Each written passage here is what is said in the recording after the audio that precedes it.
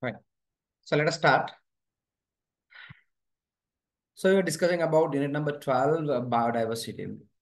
So we discussed about the concepts, the introductory parts about the biodiversity. We learned about ecosystem diversity, species diversity, and genetic diversity. Those stuff we discussed.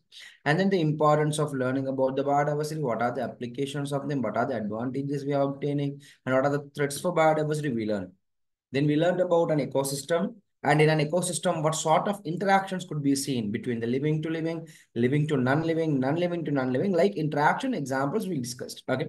And then we started up with classification of these, ecosystems. So classification of ecosystems we started there where we learned about all these ecosystems can be divided mainly into two.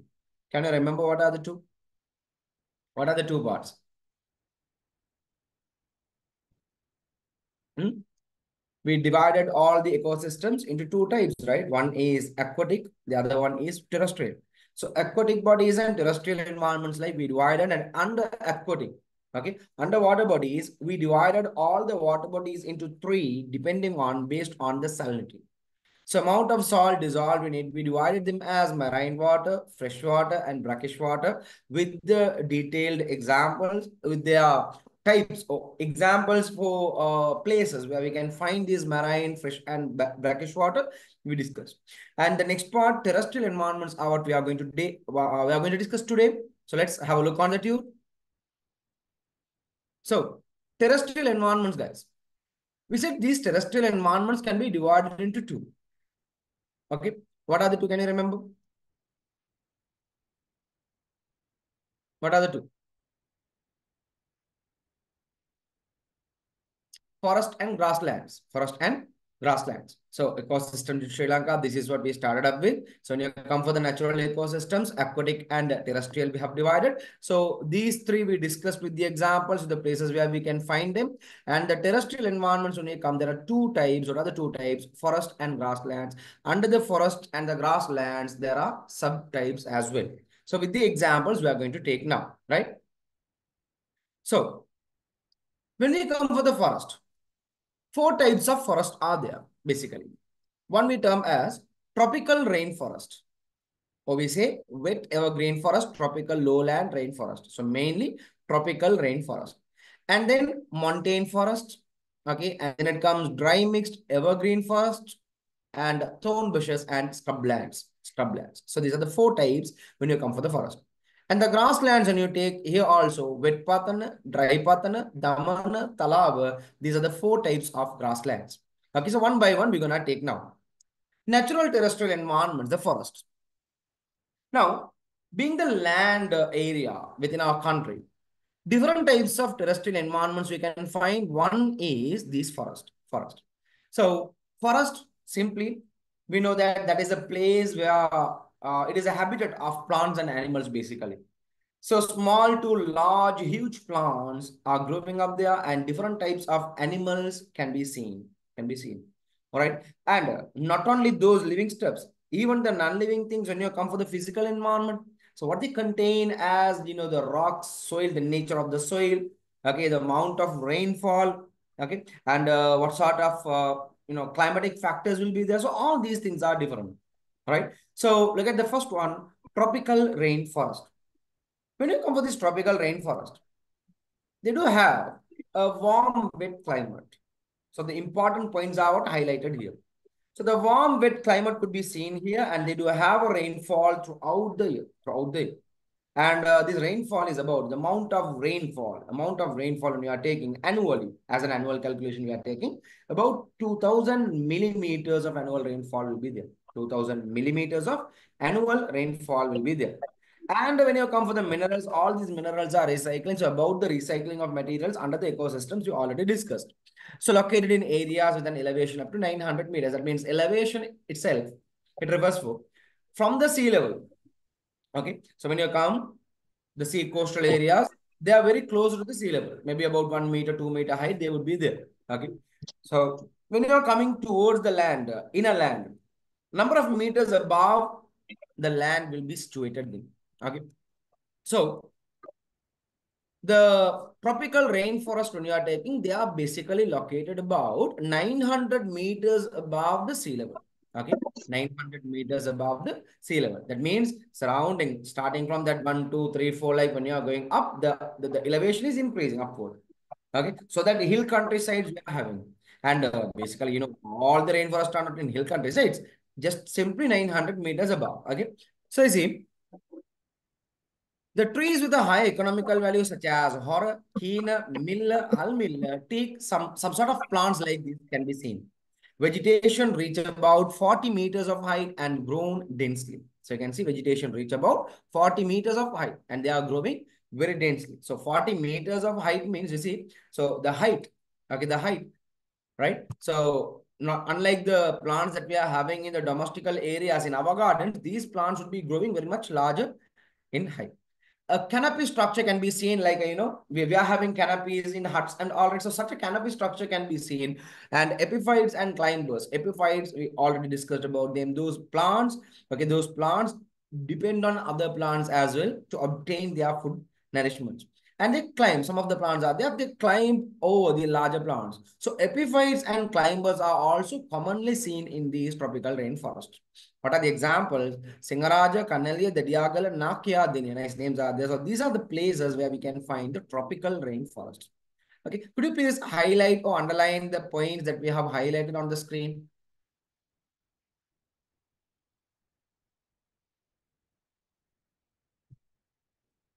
Take the same points.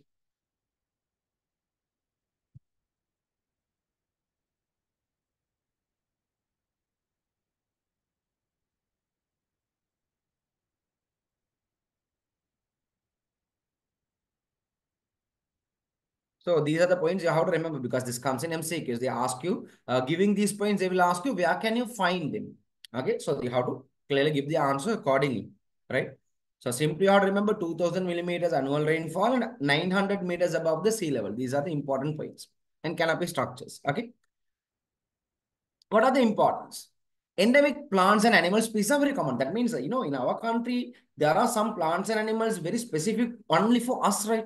So such plants and animals commonly could be seen in these areas, can be considered as a special environment that protects the water resources of our country. So these places, we do have a lot of water bodies and they are protecting, they are conserving those water bodies within the space.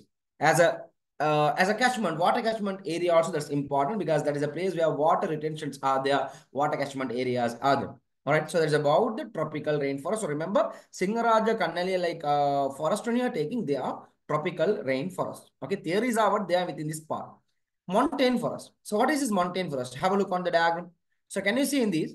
Okay, these trees and all, as the image shows you here, these trees are not straightly tall, like, okay, they have some sort of twist. They are twisting, stunted, okay, they move here and there, like, okay. So these types of trees could be found in montane forest, which is about 900 meters above the sea level, okay. So above 900 meters. So earlier one, can you see, elevated up to 900 meters, okay, located in all right, we have to correct a small point there, right? So when you come for the tropical rainforest, located in areas with an elevation up to 900 meters, that means starting from the sea level upward up to 900 meters, within that range we are having. And that is why when you come for these Sabaragamu, that those areas and all, okay, closer to the hill country sources and all. So those places also we can find these, forest, tropical rainforest. Okay. And they are not very much tall. So within this range, 0 to 900, within this range only, we do have the tropical rainforest. So above 900 meters, whom we are having, that is montane forest. Okay. Montane forest. So you see, located in areas above 900 meters and annual rainfall is about 4,000 millimeters. So earlier we said 2,000 millimeters. Okay. So there, it is about 2,000. Can you see that? Annual rainfall is about 2000 millimeters and here it is about 4000 millimeters, and the trees are heavily stunted because of the heavy wind, and also they are twisted, stems and smaller leaves. Okay, so stems and smaller leaves, they are twisted up. Okay, and they do have smaller leaves. Tops of the trees have become flat because of the heavy wind continuously. The top of the leaves, the top of the plant when you are taking, they have become flat-like structure. And what sort of plants can be seen? Valsapu, Veralu, Mihiria, Dan, keener those plants can be seen. And the animals, monkeys, monkey families can be seen. Monkeys, lorries, giant squirrel, stag can be seen. So basically, the knuckles, the Martele area and all when you are going on, you can find them. Haggala garden. So in those places, you can find these plants. Okay. Importance, endemic plant and animal species. So here also you can find endemic, the plants and animals which are very common, or else which are native for our places can be commonly seen here. Act as catchment areas and protects many water resources. This is also protecting the water resources. Minimize soil erosion. Okay, so above 900 meters they are there and their roots are growing down and they protect, they conserve the soil, they maintain the soil, so they minimize the soil erosion. And dry mixed evergreen forest, like in Yala, Vilpattu, those places when you are going on, these places are falling under dry mixed evergreen forest. They do have a rainfall of about 1200 to 1900 millimeters. Okay, so earlier tropical rainforest we said 2000 millimeters annual rainfall is there, and then montane forest we said 4000 millimeters, and dry mixed evergreen it is about between 1200 to 1900 millimeters annual rainfall can be seen, and they are commonly found in dry zones and not much in arid zone. Okay, dry zone means where there is no water, lack of water, and that is why we say the annual rainfall is very less. It's about 1200 to 1900 only. May to September is a long drought season, and in fact, you see, a long drought season means no more water at all. Okay, so that is a usual period. And evergreen and deciduous plants are present. So you see evergreen, very green. Okay, plants can be seen here. Vasgamua, Yala, Vilpattu. These are few examples, right? Quickly read that importance and see what sort of names are there.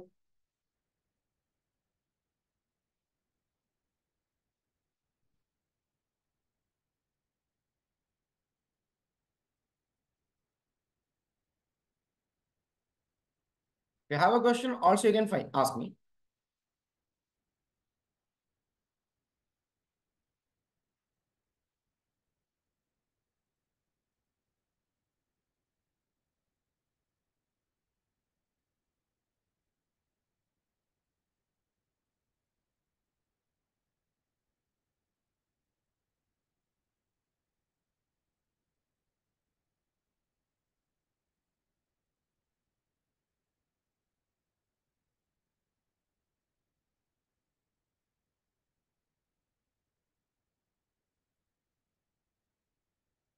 Deciduous.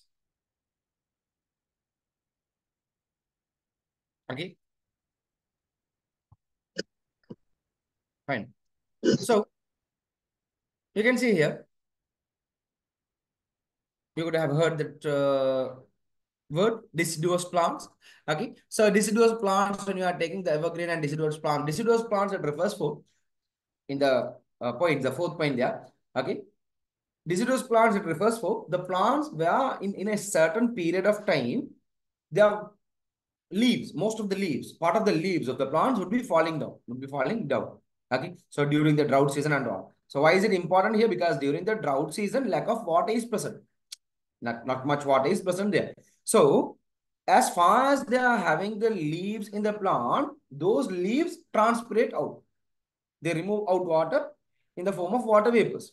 Okay. So if the plant leaves are present there, more plant leaves are present, more water could be removed out. While you don't have water during the drought season, more water within the plant, whatever the water is there removed out means plant will be dying then. So the remaining water should be retained. So the gates should be closed. What are the gates here? The leaves are the gates to remove out water in transpiration. So they fall down the leaves. The leaves would be falling down. When the leaves are falling down, then the transpiration could be minimized, could be stopped. Okay, so that is why these deciduous plants can be seen over there. All right. A lot of economically valuable plants such as Palu, Burutta, Veera, huge plants are there. Economically valued plants are there. Something like Ebony, okay, Velang, Kolang, nice names are there. Kalumadria, Halmilla, Neem. These plants Huge grown, large growing plants are very common in these dry mixed evergreen forest and all. Okay. And in dry zones commonly we can see them. And also animals such as deer, monkeys, leopards, bears, dance squirrel, and elephants can be seen in these areas. Okay. So in Yala and all commonly you can see those animals, right? And catchment areas for reservoirs in dry zones. So dry zones usually they don't have sufficient amount of annual rainfall. So whenever it is raining, that the water should be caught up. It should be, preserved. So it's like, catchment areas are there for these reservoirs within the dry zones. These are important points under dry mixed evergreen forest. And then it comes thorn bushes and scrublands. So when you come for these thorn bushes and scrublands, it's about, uh, it's having a temperature about 34 plus degrees. Okay, over 34 degrees. Okay, 34 degrees Celsius. And annual rainfall when you are taking is about 1,250 millimeters. You can underline them. Okay, I already told you those points which you have already underlined here. You can highlight them as well. These are the points you have to compare. So temperature is above 34 degrees Celsius and annual rainfall is over 1,250 millimeters. And these are considered as semi-xeric areas. So there are many adaptations in trees to withstand the arid environmental conditions. Some of the adaptations are having smaller leaves, fleshy leaves, ability to store water in the stem, thorny bushes. So in these places also there is a shortage of water. Okay, lack of water content is there. So whatever the water they got, they have to preserve them. They have to conserve them. So to do so, okay, they have got, fleshy leaves to conserve water, ability to store water within the leaves and stem they have. And thorny bushes they got. And the leaves have been converted to thorns and smaller leaves they got. So by all these things, they minimize transpiration. Okay. And Navahandi, cactus is a very common example with you, right? Arid zones, we can find them. Kaneru, Eraminia, Andhra, aloe vera, you see. So these are some examples, some of the trees that can be seen in these forests. Hambantota district, Puttalam district, Kilnochi. So these places you can find thorny bushes and scrubland. So in all these things, what is very important, you have to remember what sort of annual rainfalls there, what sort of plants and animals could be seen here. So basically annual rainfall we discussed, rainforest, tropical rainforest when you are coming on here. Tropical rainforest is about 2,000 millimeters annual rainfall. Up to 900 meters elevation, they can be found. And canopy structures are very common. Montane forest when you are taking, okay, montane forest is having about 4,000 millimeters annual rainfall and above 900 meters. So earlier, within 900 meters rainforest, tropical rainforest, above 900 meters, montane forest could be seen. 4,000 millimeters annual rainfalls are there. And twisted, okay, stems and stunted trees can be seen here. And then dry mixed evergreen forest, 1,200 to 1,900 millimeter rainfall, and they are specially present in dry zones. Okay. And thorn bushes and scrublands, 1,250 plus, more than 1,250 millimeters annual rainfalls present, and especially the temperature is very high, even more than 30 plus degrees Celsius, 34 degrees Celsius plus. And they are present in arid zone, semi-xeric area. So these are the important points you have to remember in order to compare. If it comes in MCQs, you have to compare and get the answers on. Okay, right. So that's about the forest. So once again, tell me what are the 4 types of forest?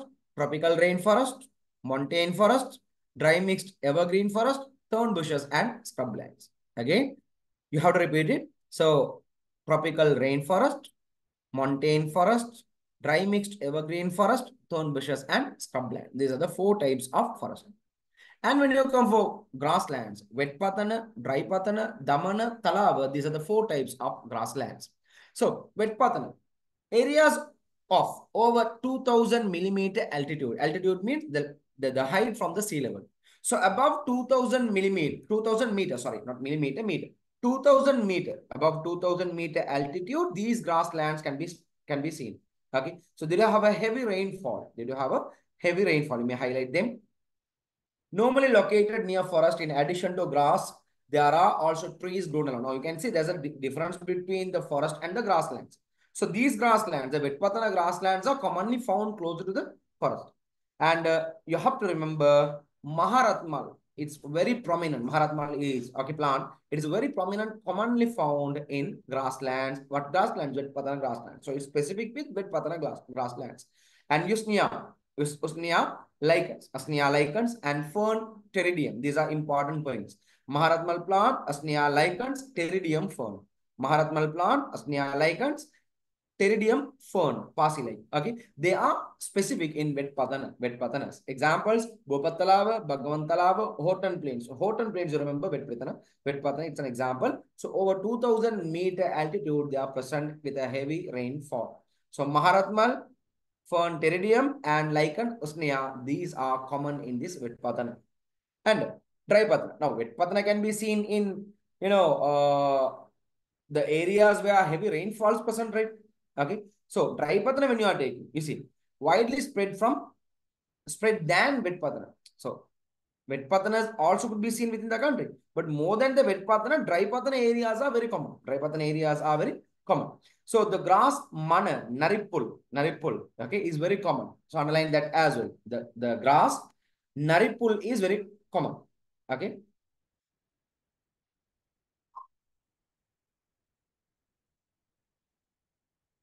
Apart from small forest in the valley and hills, other areas are covered with grasslands. So mostly, can you see in this image? Large, mountains and trees are there. Here and there, the trees are there. So moreover, apart from those places, totally it is a grassland. When you are going on trips towards out of Colombo, basically towards these, hill country areas and all, you can find them. You can find them. And when you are passing down from Colombo towards the eastern coastal areas, when you are moving on through the main ways, okay, there you can find these types of dry pathanas and all. Okay, so they are covered mainly with grass. Usually grass is burned during the drought season, so it gets eroded during the rainy season. Now you see, most of the time those places, okay, they are having a high temperature, so annual rainfall is less, and they do have a drought season. So during this drought season, grass will be burning, and that is why you can't see grasses grown well. So to the bottom, the grasses are there. Okay, so just like, you can see in these images also, the grown up grasses are not seen. They are, something like step on. Okay, continuously when you are stepping on the grasses, they would be stacked down, right? Like such condition is what could be seen here. It's because of they have been burned because of the heavy sunlight, heavy temperature. And during the rainy season, what happen? This soil will be getting eroded. Soil will be getting eroded. Why? Because no grasses are there to maintain that, to keep this soil conserved. So Rakwana, Uva Basin, these are examples of dry pathana. Dry pathana. Remember, the grass mana is common in dry pathana. And damana. Damana can be seen in, okay, they are the grasslands in abundant. Okay, so some places are there. Abundant places are there for chena cultivation. Hen govitana we say. So chena cultivation, and this is in low country dry zone. So Damana dry zone. Damana is in low country dry zone. Damana is in low country dry zone. So in these places you can find the Damana. And earlier in wet zone, dry zone, we spoke about that. Can you see? Wet pathana, dry pathana. In dry pathana, we said mana is common. Mana is a grass, type of grass. Mana is common in dry pathana.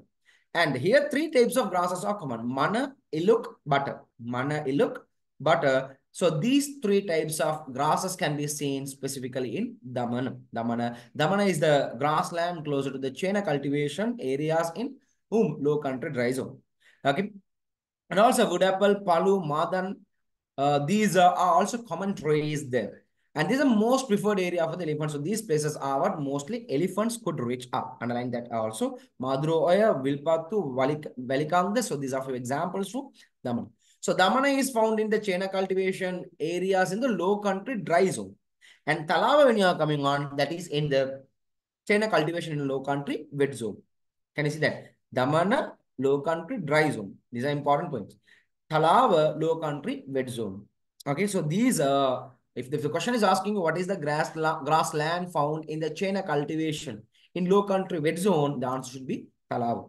So example, Kalutara district, Haldummula, Matara, these places we can commonly find this Talava. So this is all about the grasslands. So four types of grasslands: dry pathana, wet pathana, damana, Talava. Dry pathana, wet pathana, damana, Talava. These are the four types of grasslands. So this diagram given on your tube, you can see, it shows you, okay, wherever we can find this terrestrial environment. So throughout the land, most of the places you can find these environments and all. Okay, so these are the natural ecosystems in our country. All right, fine. Do you have a question there before we move into the next one?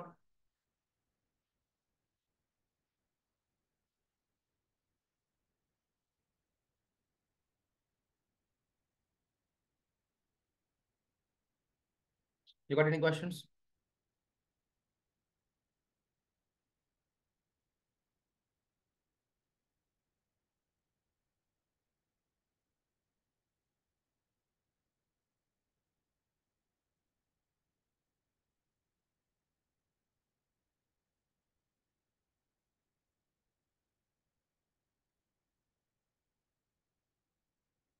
Right.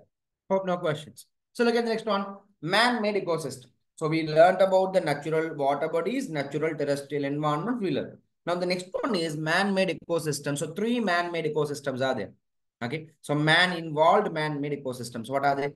Agricultural environments, industrial environments, settlement environments.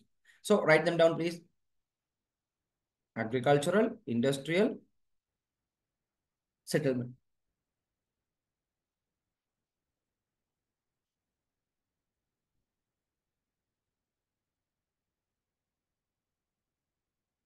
So what are these environments? Agricultural environment, simply when you are taking, that is a place where the man has arranged to grow the plants for cultivation and for animal husbandry. So to make farms for the animals. So simply towards the food requirement, to satisfy with the food requirement to grow up the plants and to maintain the animals. And industrial environments have been arranged to in order to interact with resources, energy, labor, machineries, factories, tools in order to build up products and provide services. That is industrial. Settlement environments, that is the place where man has made, okay, arranged in order to make their habitats, okay, to live, to have the houses, to build up their foods. So those steps, right? So agricultural environments. An ecosystem designed for cultivation of crops and animal husbandry to meet the food requirement is called agricultural environment. Underline. Occasions where humans have taken into their control of certain plants and animals that were distributed in natural environment are found in agricultural environment. So you see, so control of certain plants and animals, some sort of plants and animals, basically animals. Some certain animals are what we are consuming. For the cultivation of paddy, tea, vegetable, particular land preparation should be carried out. So depending on the plant you are going to cultivate, we have to arrange the land. So the same land cannot be used for all the vegetations. Okay. Or one vegetation cannot be grown in all the lands. According to the requirement, according to the type, everything we have to rearrange. Okay. So for the cultivation of paddy, tea, vegetables, particular land preparation should be carried out. Also, lands must be allocated for animal husbandry as well. Okay. To maintain these animals and all. In this case, when the grasslands are regularly grazed, the plants do not exist. Hence, the biodiversity is limited. Biodiversity is limited. So it's something like this, when we are having these animals and all, continuously when these animals are grazing the grasslands, so we can't grow them within the next day, right? Okay. So then those plants will not exist.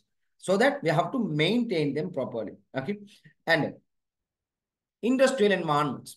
An ecosystem that has been built up by machines, raw materials, and energy resources required for a product is called an industrial environment. Underline that.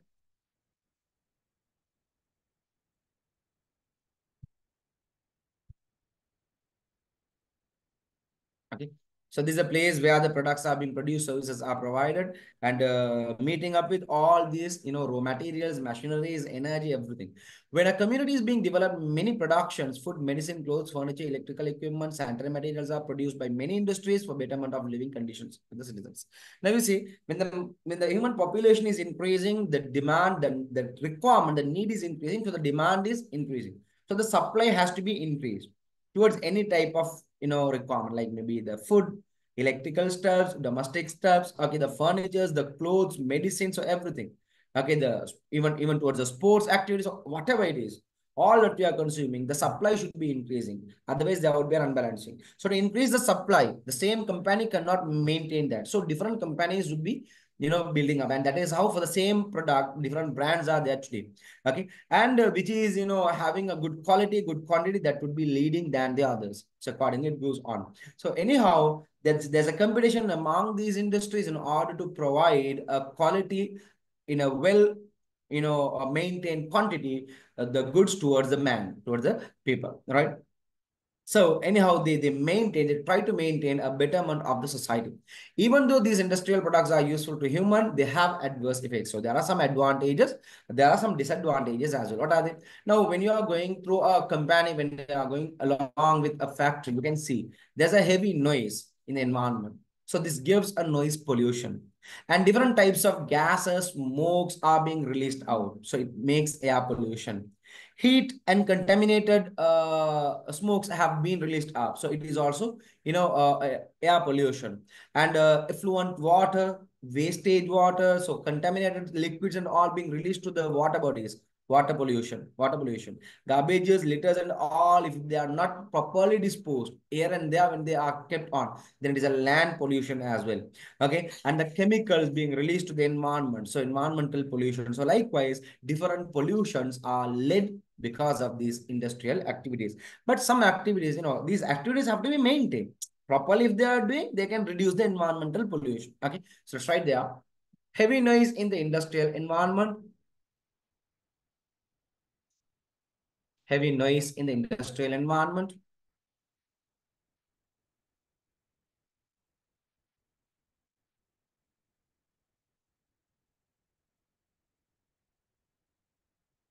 Releasing poisonous gases.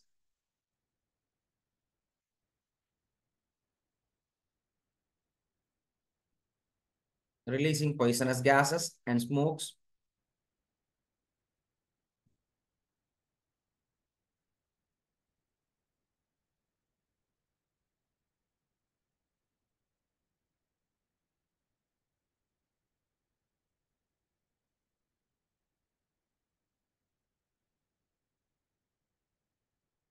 Release of excessive heat.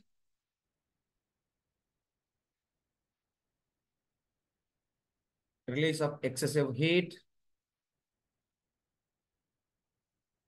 and contamination of water bodies.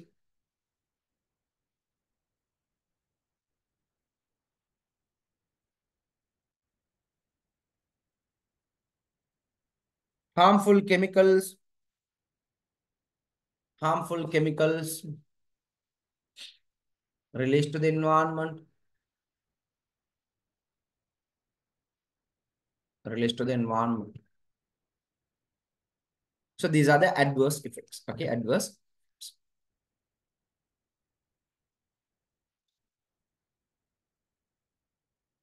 Done.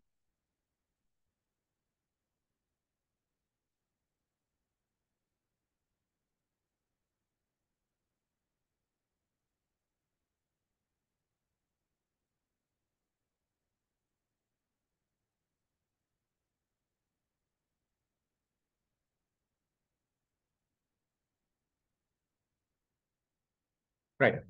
Settlement environments. So what are these settlement environments? A rural or urban environment where man has established his habitat is known as settlement environment. Underline that.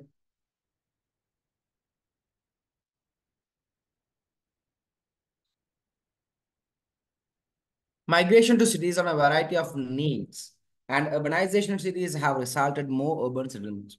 Now, earlier days, all these people from the past history, when we are taking in our country, they used to have their habitat close to the agricultural lands. So, because close to this riverine environment, because the major resource was, the major profession was the agriculture. Okay, so targeted with the agriculture, the paddy fields, and all the cultivations. So now, with the time, what happened? They were migrating towards the cities, and they have built up the commercial cities now. Now, you have the commercial cities, it's urbanized.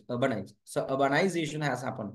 So they have reached approach towards the targeted cities, and they develop, buildings, the industries are industrially, they are improving. Okay. So whatever, there are many problems arising due to human settlements in an improper way. Some places are there because of not maintaining a proper human settlements, lot of issues are there. And nowadays, apartments are being built up. So these apartments should maintain some precautions, some sort of standards. When you are writing them, you can see if they are maintaining them. If they maintain all these, what we are going to speak about here, we are saying the adverse effects. If they avoid them and maintain in a good way, then that is a standard apartment. So what are the examples? Reduce the space. Okay. So when we are having the human settlements in a wider area, space, wider area, and also according to the human population is increasing. Okay. So we can't make our habitats in a large scale. So nowadays, when you are coming for the commercial cities, we don't have enough space, right? Okay. Like in the villages, rural areas and all. So they will be having a garden, natural scenic beauties are there. They can just walk around the house. Nothing we can do. If you are having such a space, what we do, we will be building up another building. So that is our capacity. That is our mentality when you come for the commercial cities. Okay. So we don't have enough space and not enough light. Okay. Definitely we have to turn on with the lights. Otherwise, no light, no natural light comes, no ventilations. So less ventilation for air. Okay. Air cannot be. So we definitely need the fans, or mostly nowadays the ACs we need. Okay. So that's because of less ventilation. And disease become epidemic to situation. Disease has become epidemic situation. So when a disease is started up, it cannot be controlled because all the people are closer to each other. Closer in the sense, the what do you call, the habitats are very close one over the other. So there's a possibility which could be rapidly spreading when it comes to a communicable disease. Insufficient sanitary facilities. So health facilities and hygienic conditions, and also what do you call, disposal of irrigation systems, disposal of these waste materials. So those stuffs and all are not properly maintained. Difficulty in removing household garbages. So garbages cannot be disposed well. Damages from emergency fires. So since when it is one over the other, like apartments, and when they are not maintaining these electricity stuffs and all, if there is an emergency fire happen, it may cause problems for everyone there. Flooding, when you come for some places in our country, because of not maintaining a good irrigation system for water, okay, transportation, or for wastewater transmission. So what happened when it is raining continuously, heavy floods would be there. And cultural and social issues could also be there because of not maintaining the standards among the people. So these are the problems that could be arising when we are not having a proper human settlement. So could you please write them down?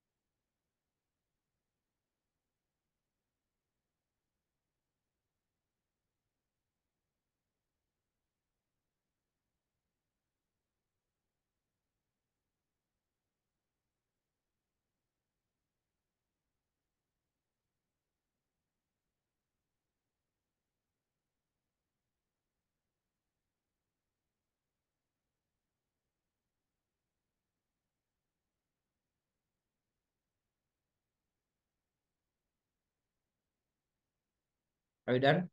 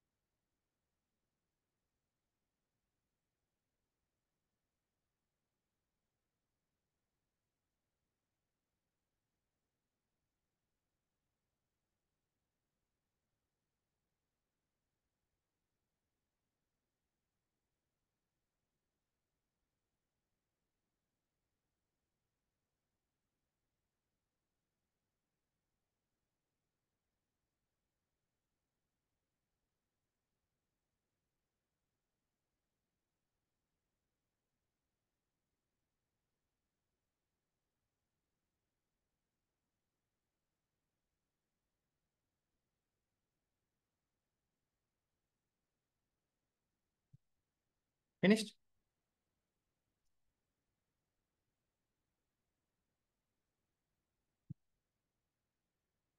Yes. Correct?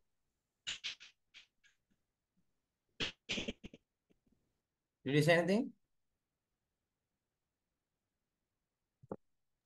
Done. Yeah. Okay. Hmm. So you have to make sure that you are writing answers for this, exercise, right? So some of the exercises are they are still remaining. So those exercise you have to complete it. Okay, you have to write answers for them. And others they haven't joined. No, I was supposed to start up with the next chapter also. Since we are having some time now, shall we? 13th chapter. Shall we start?